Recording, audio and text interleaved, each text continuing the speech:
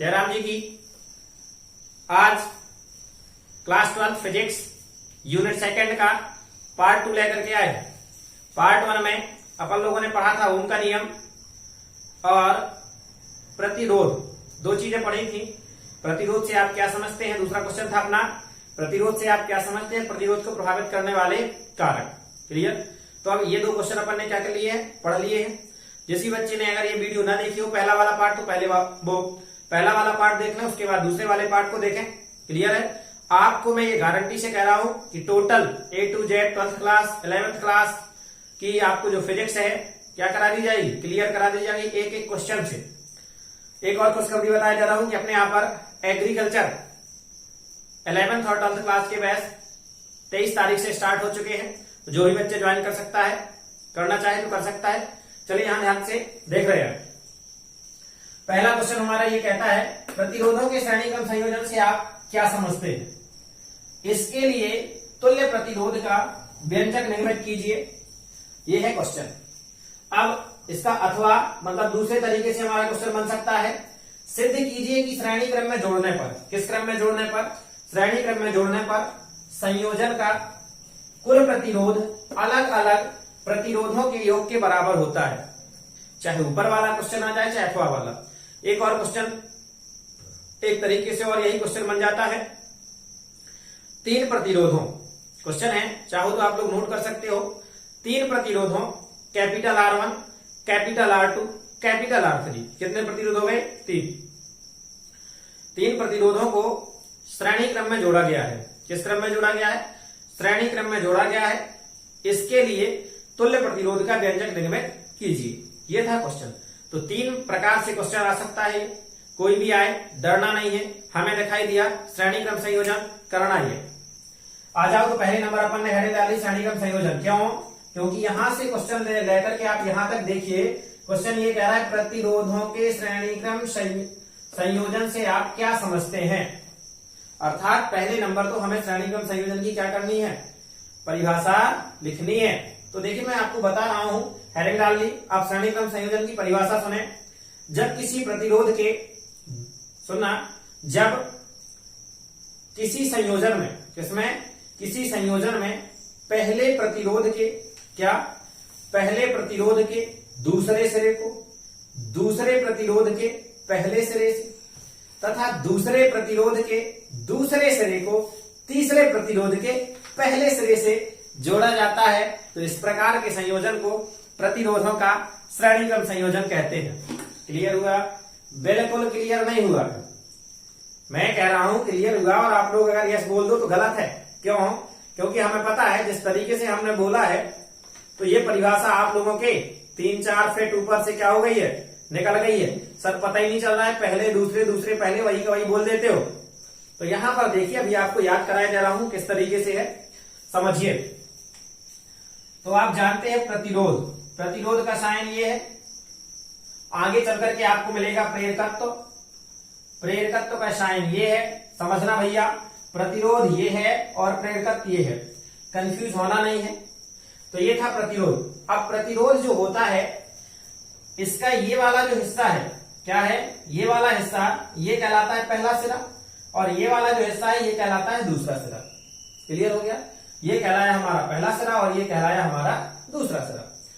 अब हमें इसको किस क्रम में जोड़ना है, श्रेणी क्रम में। तो देखना कितने प्रतिरोध जोड़ रहे हैं, 3। तो एक प्रतिरोध अपना क्या हो गया, ये हो गया।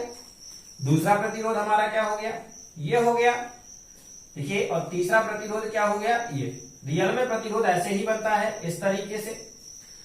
अब ये था प्रतिरोध नंबर 1 अर्थात R1 और ये था प्रतिरोध नंबर 2 अर्थात R2 और ये था प्रतिरोध नंबर 3 अर्थात R3। ये कहलाएगा इसका पहला सिरा, समझाने के लिए आपको बता रहा हूं। और इसका ये क्या कहलाएगा, ये पहला सिरा, ये दूसरा सिरा, ये पहला सिरा, ये दूसरा सिरा, ये पहला सिरा और ये दूसरा सिरा।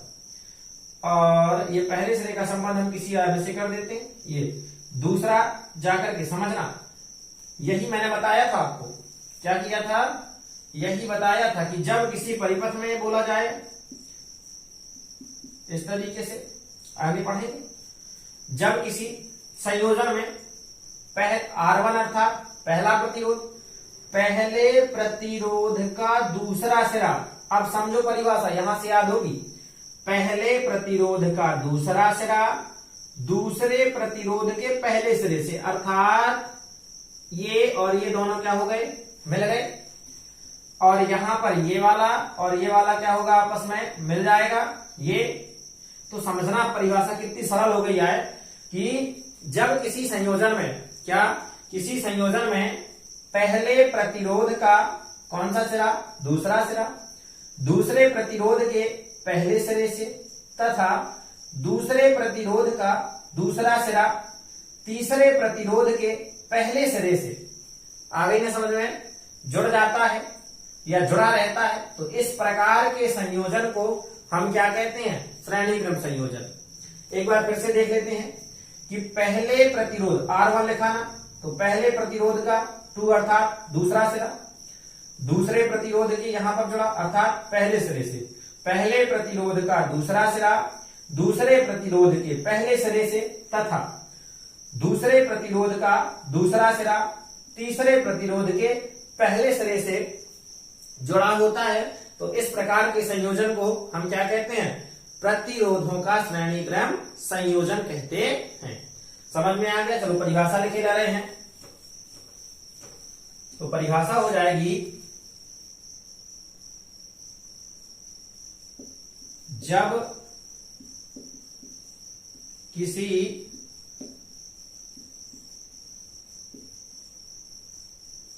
किसी संयोजन में, जिसमें संयोजन में पहले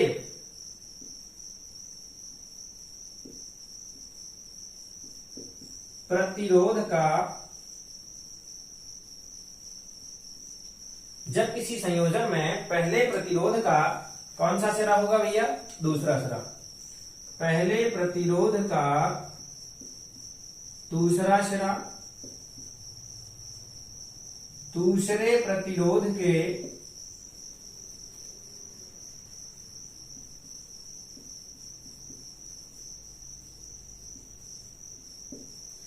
दूसरे प्रतिरोध के पहले सिरे से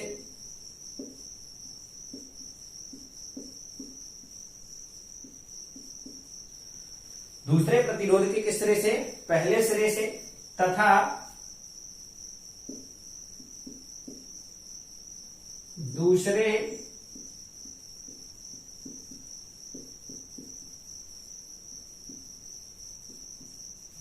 प्रतिरोध का कौन सा सिरा, दूसरा सिरा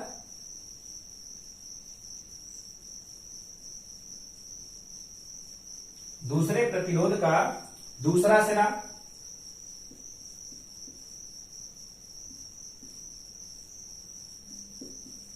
तीसरे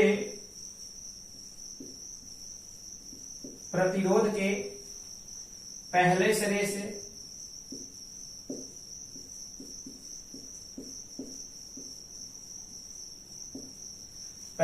से जुड़ा होता है।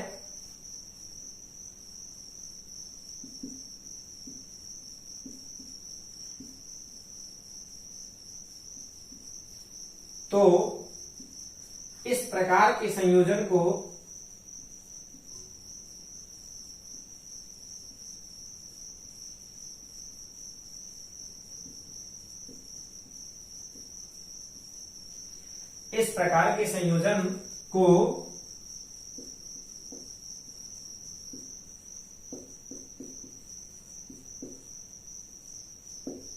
प्रतिरोधों का कौन सा संयोजन,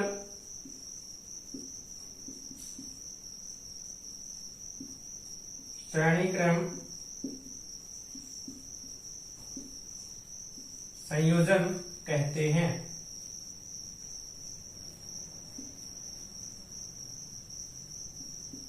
ये था हमारा प्रतिरोधों के श्रेणीक्रम संयोजन की परिभाषा।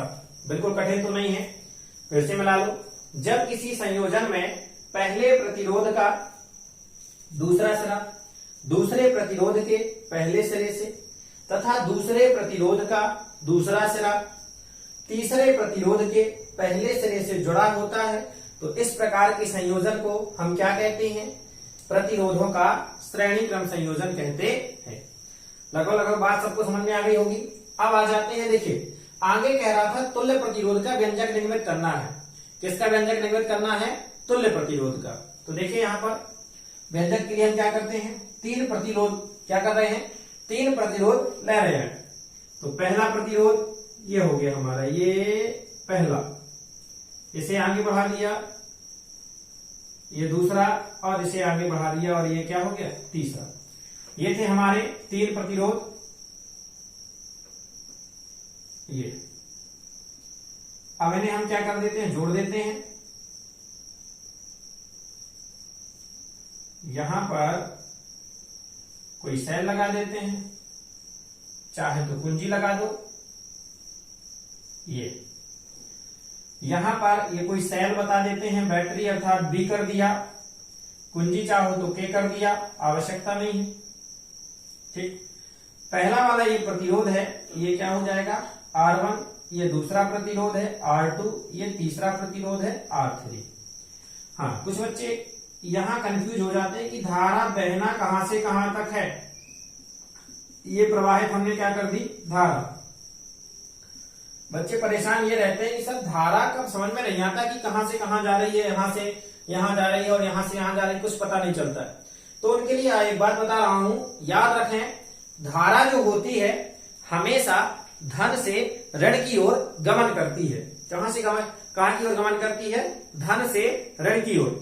जो धन प्लेट है वहां से चलना प्रारंभ करेगी और आएगी कहां तक, ऋण प्लेट तक। बात समझ में आई है? तो किसी भी चित्र में बिल्कुल कंफ्यूज नहीं होना, जो धन प्लेट आपको दिखे वहीं से आपको ऋण प्लेट की ओर क्या लगा देना, तीर का निशान। जैसे ये धन प्लेट हमारी है और ये ऋण प्लेट। अब इतना तो जानते हो कि बड़ी वाला जो होता है ये धन होता है और ये छोटी वाली क्या होती है, ऋण होती है।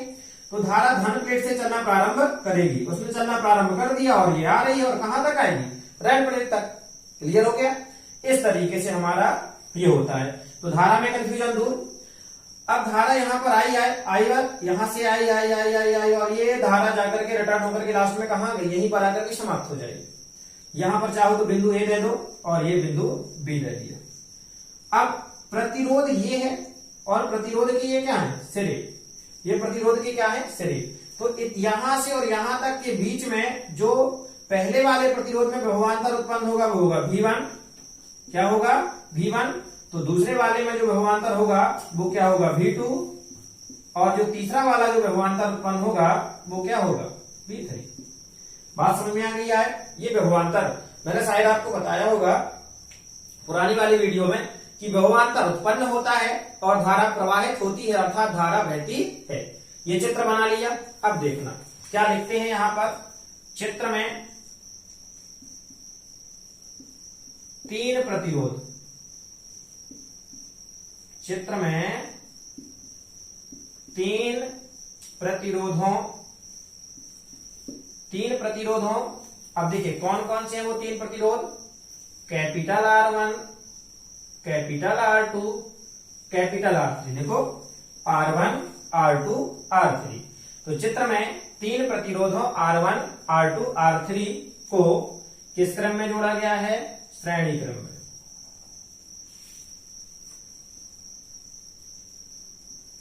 श्रेणी क्रम में जोड़ा गया है।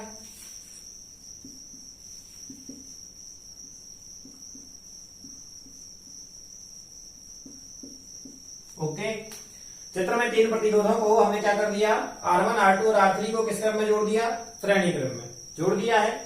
इनके सिरों पर उत्पन्न विभवांतर, इनके सिरों पर उत्पन्न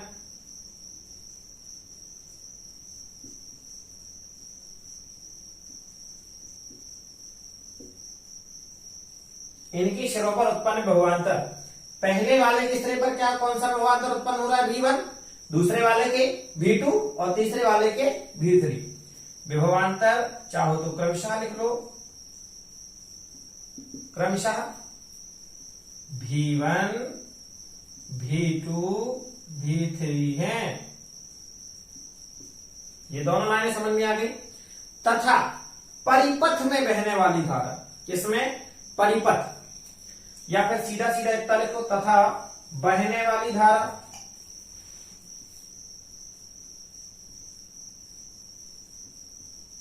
बहने वाली धारा क्या है, आई है। ये लैंग्वेज समझ में आई है। क्या लिखा अपन ने, कुछ नहीं लिखा, ये चित्र बनाया लिखा। चित्र में 3 प्रतिरोधों R1, R2, R3 को किस क्रम में जोड़ा गया है, आपको दिखाई दे रहा है, श्रेणी क्रम में जोड़ा गया है।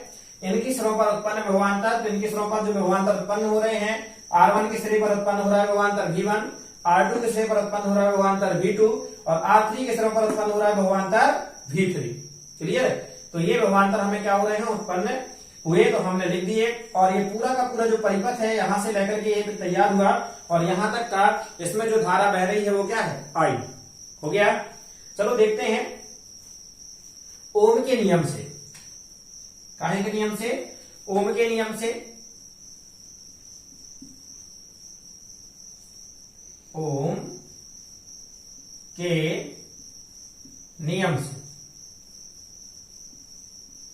अब ओम का नियम क्या कहता है, भी अनुक्रमानुपाते आई, यही था, भी अनुक्रमानुपाते आई, अर्थात भी बराबर क्या था, आर आई। सबको याद हो गया है। प्रतिरोध R1 के सिरों पर उत्पन्न विभवांतर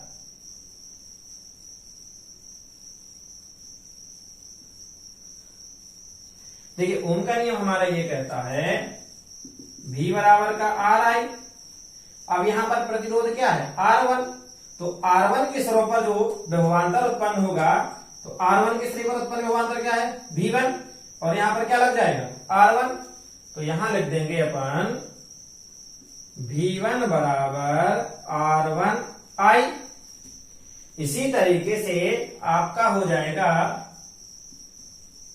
प्रतिरोध R1 की जगह पर क्या करेंगे, R2 के सिरों पर उत्पन्न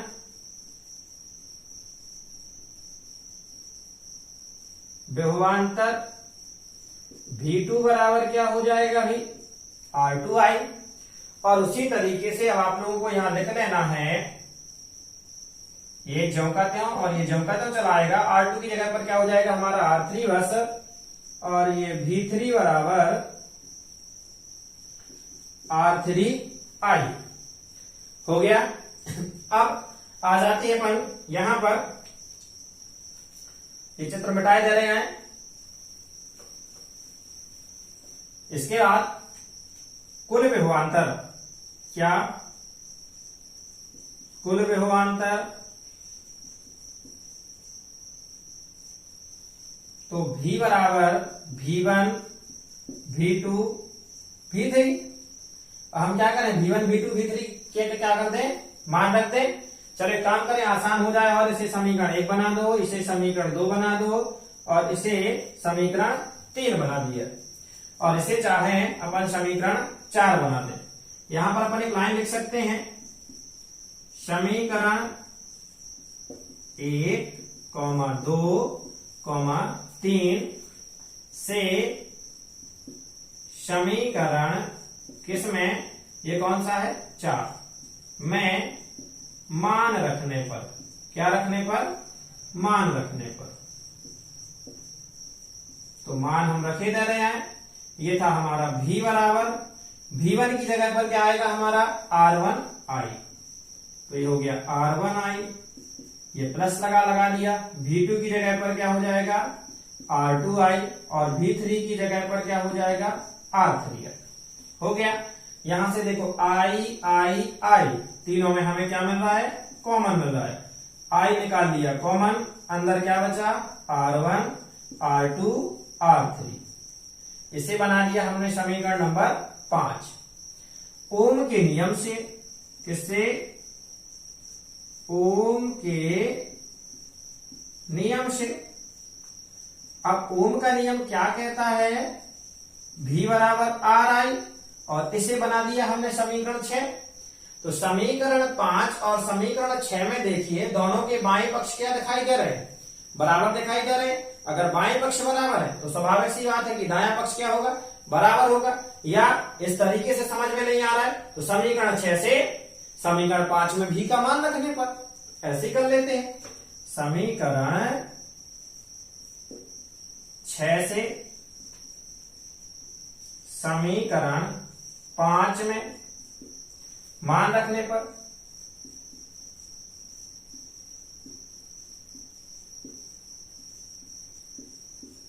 अब मान रख रहे हैं तो यहां पर इस भी की जगह पर क्या आ जाएगा हमारा, आर आई बराबर आई पहले से है R1 R2 R3। आई से आई क्या हो जाएगा, कैंसल। R बराबर R1 R2 और ये R3। अच्छा ये बताओ प्रतिरोध का मात्रक क्या होता है, ओम। तो क्या लगा दिया अपन ने, ओम। यही हमारा श्रेणी क्रम संयोजन का, देखिए यहां पर श्रेणी क्रम संयोजन में तुल्य प्रतिरोध का क्या है, व्यंजक है। तो ये बिल्कुल सिंपल है हमारा, कोई कठिन नहीं है। इतना हो जाने के बाद आपको ये लिख देना, यही क्या है, श्रेणी क्रम संयोजन के तुल्य प्रतिरोध का व्यंजक है। अथवा जिस तरीके से ये कब लिखना है, जब इस तरीके से आए। अब अगर हमारा क्वेश्चन इस तरीके से आ जाता है कि सिद्ध कीजिए कि श्रेणी क्रम में जोड़ने पर संयोजन का प्रतिरोध अलग अलग प्रतिरोधों के योग के बराबर होता है, तो देखो भैया ये है तुल्य प्रतिरोध, ये अलग अलग प्रतिरोध हैं, R1 अलग है, R2 अलग और R3 अलग, इनका योग तो इनके योग के बराबर होता है कि नहीं होता है, यही क्या करना था, हमें सिद्ध करना था। अगर इस तरीके से हमारा क्वेश्चन हो आ जाता है, कौन सा ये, तो हम क्या लिखेंगे, यहां पर क्या लिखेंगे, ये लिख देंगे कि अतः, ये आ गया। इसके बाद हमें लिखना है अतः, अतः के बाद यहां से शुरू कर देना यहां तक, श्रेणी क्रम में जोड़ने पर संयोजन का कुल प्रतिरोध अलग अलग प्रतिरोधों के योग के बराबर होता है।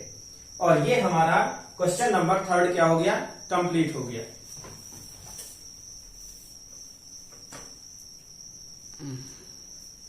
ये चौथा क्वेश्चन देखो, प्रतिरोधों के समांतर क्रम संयोजन से आप क्या समझते हैं, तीन प्रतिरोधों R1, R2, R3 को समांतर क्रम में जोड़ा गया है, तुल्य प्रतिरोध का व्यंजक निर्मित कीजिए। अभी अभी अपन ने बात की थी, जो श्रेणी क्रम संयोजन था उसमें हमने एक क्वेश्चन बोल के लिखवाया था, क्या लिखवाया था, बोल करके लिखवाया था कि ये क्वेश्चन इस तरीके से भी आ सकता है। तो वही क्वेश्चन को हमने क्या कर दिया, केवल ऐसे करके समांतर क्रम में लिख दिया। तो देखते हैं पहले नंबर हम क्या करते हैं, उस वाले क्वेश्चन में हमने श्रेणी क्रम संयोजन की परिभाषा लिखी थी। अब यहाँ पर भी पूछ रहा है समांतर क्रम संयोजन से आप क्या समझते हैं, तो इसकी भी हमें क्या लिखनी है, परिभाषा लिखनी है। तो हेडिंग डाली अपन ने प्रतिरोधों का समांतर क्रम संयोजन, ये हेडिंग क्या की, डाल ली प्रतिरोधों का समांतर क्रम संयोजन। तो प्रतिरोधों का समांतर क्रम संयोजन क्या कहलाता है, तो समझिए समांतर का मतलब क्या होता है, पैरेलल, जिसे इंग्लिश में बोलते हैं, क्या बोलते हैं, पैरेलल। तो देखो भैया समान श्रेणी क्रम में तो ये चला गया था इस तरीके से, ठीक है। आगे समांतर का मतलब होता है एक के ऊपर एक रखे हो, मतलब ये, अर्थात हम पढ़ाया करते हैं आप लोगों को, तो कई बार क्लासों में बताया होगा, समांतर का मतलब होता है दोनों के बीच की दूरी क्या होनी चाहिए, बराबर होनी चाहिए। यहां देख लो, मतलब कहीं पर ये मिले ना, क्या ना हो, ये आपस में कहीं पर ये मिले ना। तो ये देखो, ये हमारा पहला प्रतिरोध हो जाएगा R1, ये दूसरा और ये तीसरा। इसका ये पहला सिरा हो जाएगा, ये दूसरा सिरा, ये पहला सिरा, ये दूसरा सिरा, ये पहला सिरा, ये दूसरा सिरा। अब इनको हम कह भैया, जब ये कहीं मिलने नहीं है, क्या नहीं होने हैं, मिलने नहीं है, तो ये कैसे संयोजन इनका हो सकता है। तो देखो इनका संयोजन का एक ही तरीका है कि कोई एक बिंदु ऐसा ले लेते हैं, क्या कर लेते हैं, कोई एक बिंदु अपन ऐसा ले लेते हैं और जिसे हम क्या कर देते हैं, तीनों प्रतिरोधों को जोड़ देते हैं। इस तरीके से तो मिल सकते हैं। तो यहां पर पहले प्रतिरोध के पहला पहला पहला पहला पहला पहला और यहां दूसरा दूसरा दूसरा, तो पहले सिरों को, किसको, पहले सिरों को एक बिंदु पर तथा दूसरे सिरों को दूसरे बिंदु पर जोड़ दिया जाता है। तो इस प्रकार के संयोजन को हम क्या कहते हैं, प्रतिरोधों का समांतर क्रम संयोजन कहते हैं। समझ में आ गया? देखो ये है प्रतिरोध, 3 प्रतिरोध तो अपन ने समांतर क्रम में जोड़ दिए। इनके पहले सिरे आकर के कहां पर मिल गए हैं, बिंदु ए पर, तथा इनके दूसरे सिरे जाकर के बिंदु बी पर क्या हो गए, मिल गए। तो जब प्रतिरोधों के पहले सिरों को एक बिंदु पर तथा दूसरे सिरों को दूसरे बिंदु पर जोड़ दिया जाता है, इस प्रकार के संयोजन को हम प्रतिरोधों का कौन सा संयोजन कहते हैं, समांतर क्रम संयोजन कहते हैं। चलिए परिभाषा में लिखे ला रहे हैं, तो ज्यादा कठिन नहीं है। जब किसी संयोजन में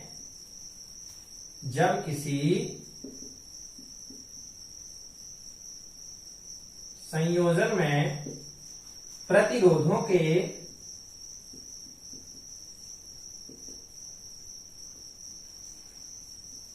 पहले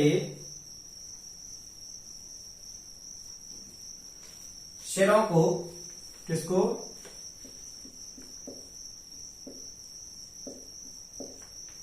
जब किसी संयोजन में प्रतिरोधों के पहले सिरों को एक बिंदु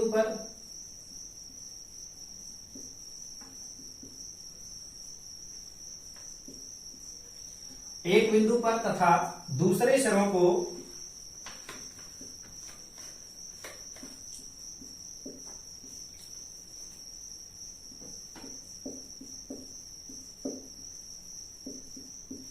दूसरे बिंदु पर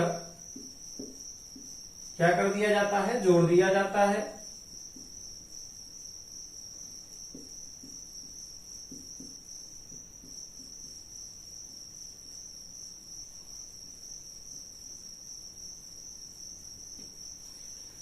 जब किसी संयोजन में प्रतिरोधों के पहले सिरों को एक बिंदु पर तथा दूसरे सिरों को दूसरे बिंदु पर जोड़ दिया जाता है, तो इस प्रकार के संयोजन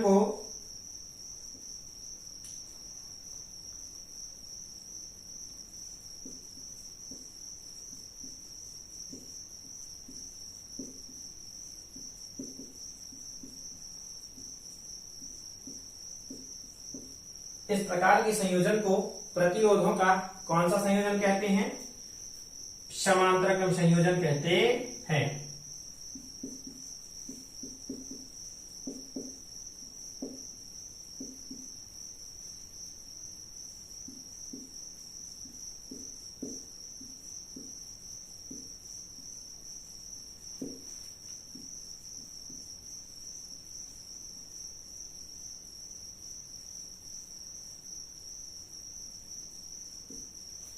हो गया, ये थी परिभाषा हमारी काहे की, प्रतिरोधों के समांतर क्रम संयोजन की। अब देखते हैं आगे कह रहा है 3 प्रतिरोधों R1, R2 और R3 को समांतर क्रम में जोड़ा गया है। तुल्य प्रतिरोध का हमें क्या करना है, व्यंजक निर्मित करना है। तो देखो यहां पर पहले नंबर हमने 3 प्रतिरोध बनाए, ये पहला, अच्छे से बना रहे हैं,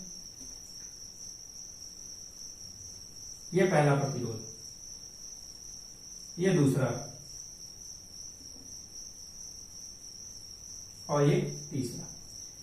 तीनों प्रतिरोधों को ये हमने क्या कर दिया, एक बिंदु से जोड़ दिया। ये इसे नाम दे दिया ए बिंदु और इसे नाम दे दिया पी बिंदु, और इस तरीके से ये परिपथ बन करके तैयार कर दिया अपन ने। ये जाकर के ये प्लस हो गया, ये माइनस हो गया, ये बी हो गया, ये प्रतिरोध R1 हो गया, ये R2 हो गया और ये R3। हाँ याद रखें। अब देखिए ये यहां से यहां तक, यहां से यहां तक, यहां से यहां तक दोनों बराबर हैं, तो इनके सिरों के मध्य जो विभवांतर उत्पन्न होगा वो तीनों के मध्य, चाहे ये आ जाए, चाहे ये आ जाए, चाहे ये आ जाए, ये क्या होता है हमारा भी ही रहेगा। क्या रहेगा, भी। अब धारा तो आपको समझ में आ गई है, कहां से कहां की ओर बहेगी, ऐसी बहेगी ना, ऐसी बहेगी ना, यहां से इससे विशोर। अरे भैया मैं आपको कंफ्यूजन दूर कर रहा था, मैंने आपको क्या किया था, अभी बताया था कि धारा हमेशा धन से ऋण की ओर बहती है, तो धन कहाँ है, ये है, और ऋण कहाँ है, ये, तो ऐसे चल करके बहेगी। अब कंफ्यूज नहीं होना है। तो धारा यहां पर बह करके प्रारंभ हुई और ये आई आकर के जब यहां पर आई तो ये धारा 3 भागों में बट गई। यहां तक तो आ रही अकेली, लेकिन यहां से क्या होती है, 3 हिस्सों में क्या हो गई, बट गई। तो ऊपर जाने वाला हिस्सा I1, इधर जाने वाला I2 और इधर जाने वाला I3। अब ये धारा I1 यहां से होते होते जब यहां पर आएगी तब भी क्या कहलाएगी, I1। जब ये धारा यहां से होते होते यहां आएगी तब भी क्या कहलाएगी, I2। और जब ये धारा होते होते ये वाली ये तो ये क्या कहलाएगी, I3। लेकिन जैसे ये आकर के तीनों इस बिंदु पर मिलेंगी तब ये जाकर के कन्वर्ट काय में हो जाएंगी, I में। और ये था हमारा चित्र बन करके क्या हो गया, तैयार हो गया। अब इसकी देखो लैंग्वेज हम कैसे लिखेंगे, यही लिखे जा रहे हैं। माना का है कुछ चित्र में कितने प्रतिरोध, 3। चित्र में 3 प्रतिरोधों R1, R2, R3 को किस क्रम में जोड़ा गया है, समांतर क्रम में जोड़ा गया है। ओके। प्रतिरोधों के स्तरों पर उत्पन्न विभवांतर क्या है, भी लिख सकते हैं।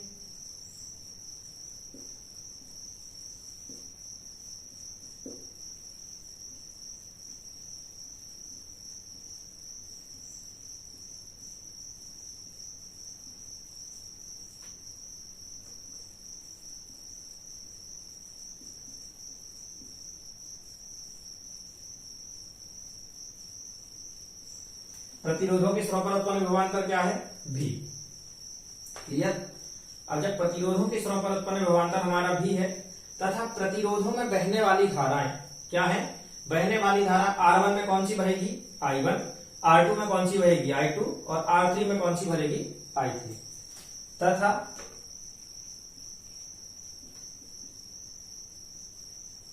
प्रतिरोधों में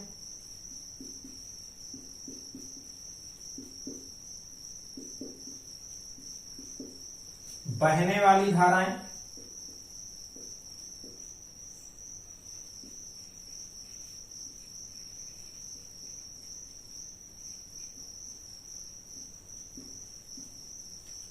क्रमशः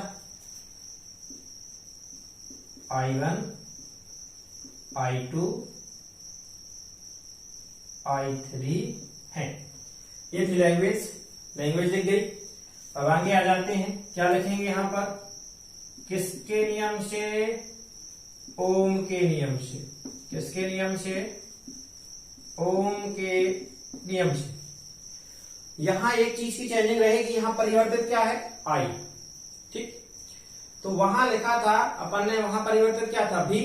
तो प्रतिरोध R1 के स्तरों पर उत्पन्न विभवांतर वहां लिखा था भी। यहां क्या लिखेंगे, प्रतिरोध R1 में बहने वाली धारा। प्रतिरोध R1 में बहने वाली धारा। समझना, हमारा क्या होता है, V बराबर क्या होता है, RI। तो स्वाभाविक सी बात है, I बराबर क्या हो जाएगा, ये R कहां जाएगा, बटे में। तो V बटे R बराबर क्या होगा, I। अर्थात इसे लिखा जा सकता है हमारा I बराबर क्या हो जाएगा, V बटे R। तो यहां क्या लिख दिया, V बटे R। तो ये तो चेंजिंग है R1, यहां था प्रतिरोध R1, इसी तरीके से यहां हो जाएगा प्रतिरोध R2 में बहने वाली धारा।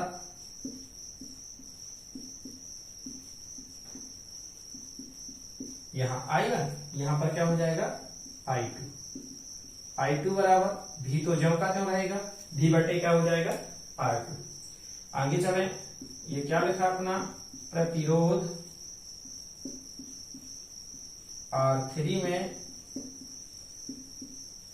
बहने वाली धारा I3 बराबर V/R3। समीकरण 1, समीकरण 2 और समीकरण 3। अब क्या लिखेंगे अपन? कुल धारा। इसके बाद क्या आ जाएगा? कुल धारा। वहां आ गया था कुल विभवांतर, यहां आ गया क्या? कुल धारा। धारा I बराबर I1 plus I2 plus I3।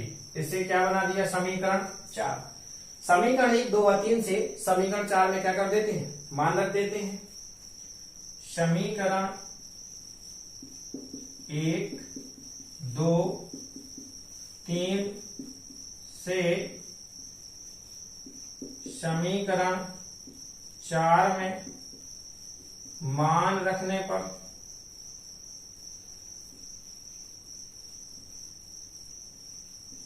क्या रखने पर? मान। तो I तो जब करते हो बराबर I1 की जगह हम क्या रख देते हैं? V/R1 plus V/R2 plus V/R3। यहां से देखा अपन ने I1 की जगह क्या रखा अपन ने? V/R1। I2 की जगह पर क्या रखा? V/R2।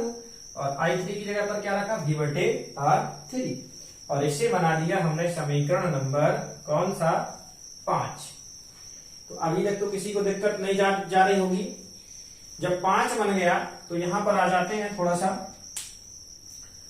ये चित्र मिटाए दे रहे।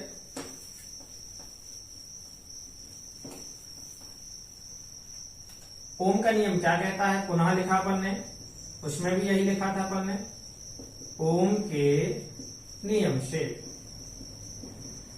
ठीक, ओम के नियम से।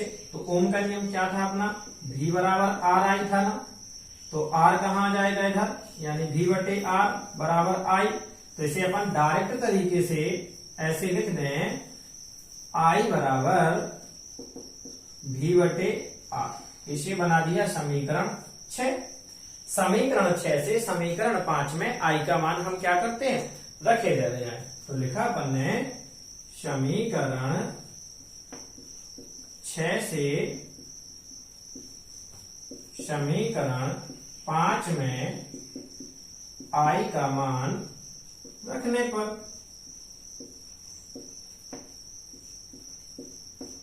तो इस I की जगह पर हम क्या रखे दे रहे हैं? V/R बराबर क्या दिख रहा है हमें? V/R1 V/R2 और ये V/R3। ऊपर से हमें V क्या बन रहा है? कॉमन। तो V कॉमन ले लिया, 1/R1 1/R2 और 1/R3। V से V क्या हो गया? कट गया। 1/R 1/R1 1/R2 1/R3। और यही हमारा समांतर क्रम संयोजन में तुल्य प्रतिरोध का व्यंजक हो गया। लगभग सभी को क्या हो गया? समझ में आ गया। और ये हमारा क्वेश्चन नंबर 4 जो है वो क्या हो गया? कंप्लीट हो गया। अब देखो, अभी भी अपन ने क्वेश्चन नंबर 4 कंप्लीट किया। अब होता क्या है, बहुत सारे बच्चों से ये गलतियां होती हैं। अब ये गलतियां कैसे हमें पता चल जाती हैं कि ये गलतियां होती? क्योंकि हमने भी तो भाई पेपर दिए हैं। जब हम भी पढ़ते थे तब हमसे ये गलती बार बार होती थी। अगर हमसे ये गलती होती थी तो स्वाभाविक सी बात है कि आप में से 50% या 60% स्टूडेंटों के साथ वो गलती होती है। तो वो गलती अपन को क्या करना है? सुधारना है। उसके लिए देखिए क्या है, गलती ये होती है कि हमसे बनता सब है। समांतर क्रम संयोजन बन जाता है, श्रेणी क्रम संयोजन बन जाता है, दोनों बन जाते हैं। लेकिन जब पेपर में आ जाते हैं तो ये समझ में नहीं आता कि कौन सा समांतर क्रम था और कौन सा श्रेणी क्रम संयोजन। तो एक काम करते, पहले दोनों का कंफ्यूजन अपन क्या किए रहे हैं? समझे ले रहे हैं कि आखिरकार इन दोनों में कंफ्यूजन क्या है और हम गलत ना हो आगे चल के। तो यहां समझ रहे अपन श्रेणी क्रम संयोजन,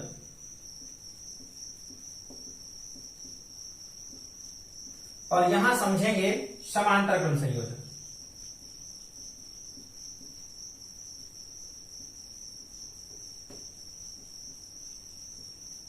ये इस साइड है अपना श्रेणी क्रम संयोजन और उस साइड क्या है समांतर क्रम संयोजन।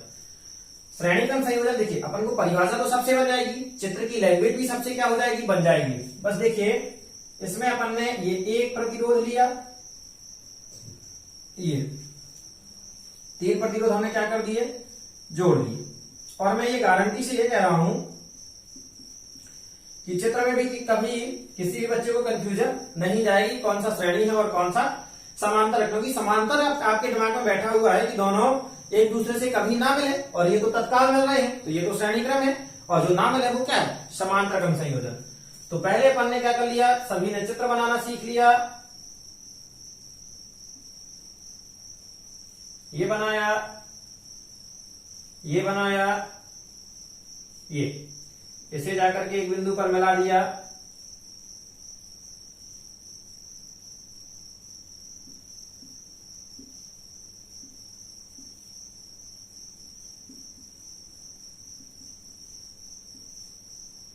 ये ए कर दिया और ये बी।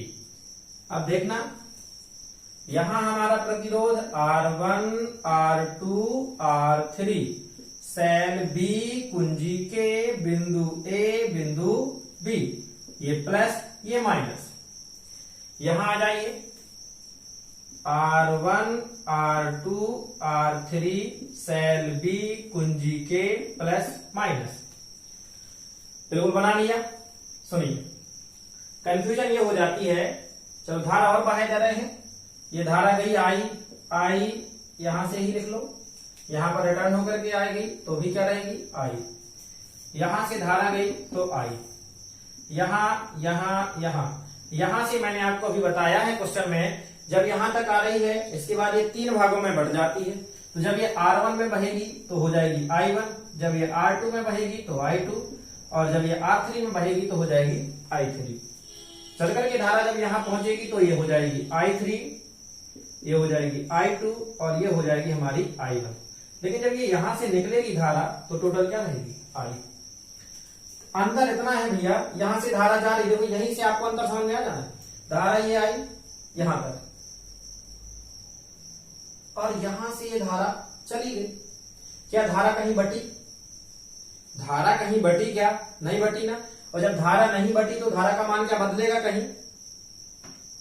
अर्थात धारा का मान क्या होगा? नहीं बदलेगा।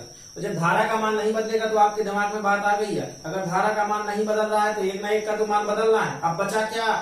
प्रतिरोध पहले से ही बदला है, R1, R2, R3, यहाँ पर धारा बदल नहीं रही है तो बचा क्या? विभवांतर। विभवांतर ही हमारा क्या होगा? बदल जाएगा, V1, V2 एंड V3। यहां पर चलिए धारा जाकर के 3 भागों में क्या हो गई? बट गई, धारा बदल गई और प्रतिरोध बदला हुआ है। अब स्वाभाविक सी बात है विभवांतर नहीं बदलेगा। ये मैं केवल आपको इसलिए बता रहा हूं कि आपको कंफ्यूजन बिल्कुल ना हो। तो यहां पर क्या हो गया? भी तीनों का सेम रहेगा। और ध्यान से सुनो, विभवांतर जो होता है दोनों सिरों के बीच में होता है। कहां होता है? दोनों सिरों के बीच में। अब ये भैया पहला सिरा और ये दूसरा सिरा तीनों एक दूसरे के बराबर है तो काहे को बदलेगा? यहां पर ये यहां अलग है, ये यहां अलग है और ये यहां अलग है, इसीलिए यहां पर विभवांतर बदल जाता है और इसमें विभवांतर नहीं बदलता है। लेकिन अगर आप इस तरीके से याद करोगे तो आपको फिर भी कंफ्यूजन हो सकती है। इसीलिए मैं आपको क्या बता रहा हूं, आपको केवल इतना याद रखना है, ये धारा यहां से गई, यहां 3 भाग में बढ़ जानी, अर्थात धारा बदल गई तो विभवांतर नहीं बदलेगा।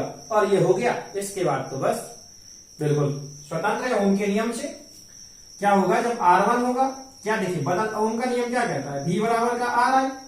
यहां जो बदल रहा है R तो यही रहना है एक जगह, दोनों में से अब जो बदल रहा है वो यहां और जो नहीं बदल रहा है वो यहां।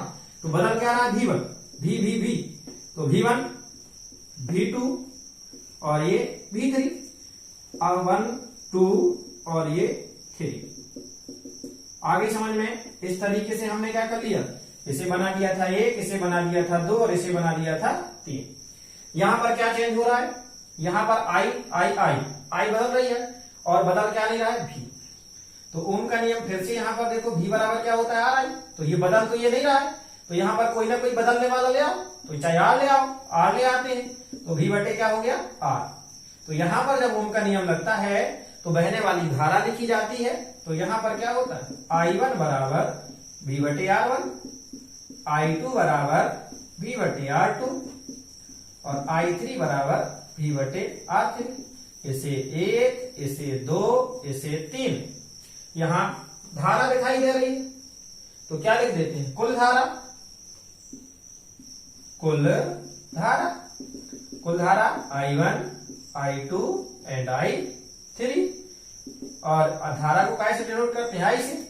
इनके मान रख दो तो ये हो जाएगा V बटे R1, V बटे R2 और V बटे R3। यहां पर देखो, यहां क्या हो भैया, V अर्थात कुल विभवांतर। वहां था धारा, यहां विभवांतर। V1, V2, V3 विभवांतर को V से डिनोट करते हैं। इनके मान रख दिए अपन ने, R1I plus R2I plus R3I। क्योंकि ओम का नियम से V बराबर क्या होता है, RI बराबर, यहां से I आपको क्या हो रहा है, कॉमन आ रहा है, R1 R2 R3, I से I कट जाएगा, R बराबर